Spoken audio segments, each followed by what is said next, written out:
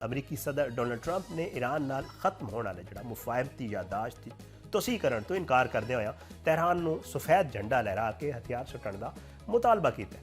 Trump ने कहा कि अमरीका ईरान नाल मुफाहमती यादाश्त की तोसी नहीं चाहता जिहड़ी सोमवार नूं अपनी मुद्दत पूरी कर चुकी है। उन्हें ईरान उत्ते जोर दिता कि जंग खत्म करने लई हथियार सुट दिओ।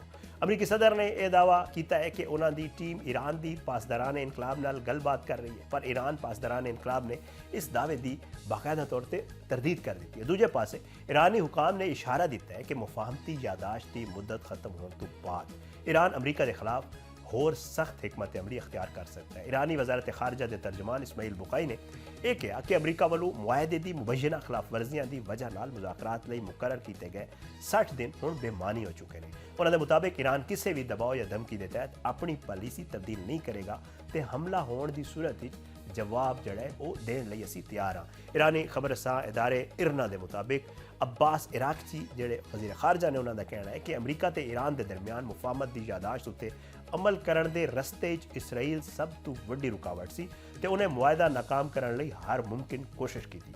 अब्बास इराकची का कहना सी कि इसराइल ने सिर्फ मुआहदा रोकने की कोशिश ही नहीं की बल्कि उन्हें मुआहदे उत्ते अमल दरामद भी रुकावटां पाईयां। ईरानी वजीर खारजा ने अमरीकी सदर डोनाल्ड ट्रंप को ईरान को गैर मशरूत तौर पर हथियार सुट्टण के मुतालबे का भी हवाला दिता तो यह कहा कि यह मुतालबा अमली शक्ल अख्तियार नहीं कर सकिया। उन्होंने मुताबिक ईरान ने आखिरकार अपनी शराइत उत्ते जंगबंदी कबूल की तो अमरीका नाल मुज़ाकरात किए। इराकची ने दावा किया कि जंग के शुरू ईरान को गैर मशरूत हथियार सुट्टण का मुतालबा करने वाले फरीक बाद आप मुज़ाकरात करने के ख्वाहिशमंद हो गए। इराकची ने कहा कि ईरान ने जंग बंदी लई जल्दी नहीं की थी बल्कि उदों तक मुजामत जारी रखी जदों तक जंग बंदी ते मुज़ाकरात लई ईरान की शराइत को तस्लीम नहीं कर लिया गया। ईरानी पार्लीमेंट के कौमी सलामती कमेटी के चेयरमैन इब्राहिम अजीजी ने अमरीकी सदर डोनाल्ड ट्रंप को आबनाए हुरमज़ बारे धमकियां देने की बजाय अपनी हिफाजत ते सलामती उत्ते ध्यान देना मशवरा भी दिता है। ईरानी अदार ने अपने बयान अमरीकी सदर को मुखातब करते हुए कहा कि वह आबनाए हुरमज़ बारे बार बार बयान देने की बजाय अपनी ज़ाती सलामती यकीनी बनाने बारे सोचें।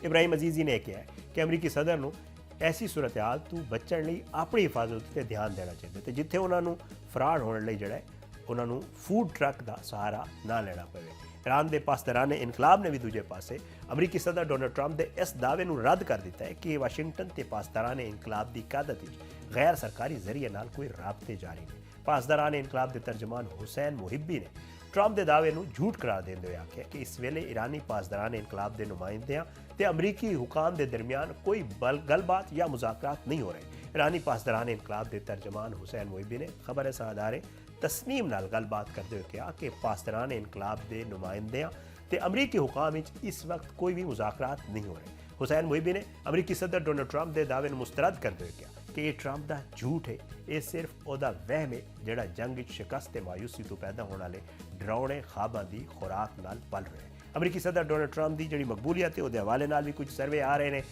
और ये जड़ा है दसिया जा रहा है कि उहदे विच मजीद कमी आ गई है तो उन्होंने सदारती कारकरदगी को मंजूर करने वाले लोगों की शरह 33% रह गई है जिहड़ी मौजूदा सदारती दौर की सब तो घट सतह है। रॉयटर्स ते एप्सोस के ताज़ा सर्वे के मुताबिक 64% अमरीकी शहरियों ने ट्रंप की कारकरदगी को अदम इत्मीनान का इजहार किया और 4 दिनों तक जारी रहने वाले सर्वे सिर्फ 33% लोगों ने आख्या कि सदर ट्रंप की कारकरदगी तो जो है वो मुतमईन ने। इस तो पहला इस महीने कराए गए सर्वे ट्रंप की मंजूरी की शरह 35% सी। नवे शरह ना सिर्फ उन्होंने मौजूदा दौर की सब तो घट सतह बल्कि दिसंबर 2017 उन्होंने पहले दौर रिकॉर्ड की गई सब तो घट शरह के बराबर भी है।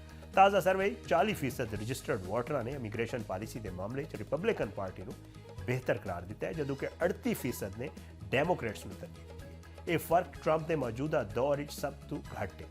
जनवरी इस मामले उत्ते रिपब्लिकन्स को 2025 डेमोक्रेट्स के मुकाबले 26% जड़ा है वो पॉइंट्स की बरतरी हासिल सी। रॉयटर्स ने ते जड़े एप्सोस का यह सर्वे वो ऑनलाइन किया गया सी जिहड़े पूरे अमरीका तो 1166 बालिग अफराद ने हिस्सा लिया। सर्वे के नतीजे तकरीबन 3% पॉइंट्स जड़ा है वो कमी पेशी का इम्कान भी जड़ा है दसिया जा रहा है। रॉयटर्स के एप्सोस के सर्वे के मुताबिक 80% अमरीका का ख्याल है कि ईरान अमरीका की फौजी मुदाखलत लंबे अरसे तक जारी रह सकती है। डेमोक्रेट्स ये राय रखने वाले लोगों की शरह 87% जो कि रिपब्लिकन वोटर 71% है। सिर्फ 16% लोगों आख्या कि उन्होंने उम्मीद है कि जंग चंद हफ्ते खत्म हो जाएगी। ਤਾਜ਼ਾ ਸਰਵੇ 38% ਵੋਟਰਾਂ ਨੇ ਆਖਿਆ ਕਿ ਡੈਮੋਕ੍ਰੇਟਸ ਮਈਸ਼ਤ ਨੂੰ ਬਿਹਤਰ ਤਰੀਕੇ ਨਾਲ ਚਲਾ ਸਕਦੇ ਨੇ, ਜਦੋਂ ਕਿ 35% ਨੇ ਰਿਪਬਲਿਕਨਸ ਨੂੰ ਤਰਜੀਹ ਦਿੱਤੀ। ਰੋਜ਼ਮਰਾ ਦੇ ਰਹਿਣ ਸਹਿਣ ਦੇ ਖਰਚੇ ਉੱਤੇ ਕਾਬੂ ਪਾਉਣ ਦੇ ਮਾਮਲੇ ਵਿੱਚ ਡੈਮੋਕ੍ਰੇਟਸ ਨੂੰ ਬਿਹਤਰ ਔਰ ਜਿਹੜੇ ਸਮਝਣ ਵਾਲੇ ਲੋਕਾਂ ਦੀ ਤਾਦਾਦ ਵਿੱਚ ਵੀ ਇਜ਼ਾਫਾ ਹੋਇਆ। ਇਹ ਸਭ ਕੁਝ ਚੱਲ ਰਿਹਾ ਈਰਾਨ ਅਮਰੀਕਾ ਮਾਮਲੇ ਦੇ ਉੱਤੇ। ਲੇਟੈਸਟ ਡਿਵੈਲਪਮੈਂਟ ਸਨ।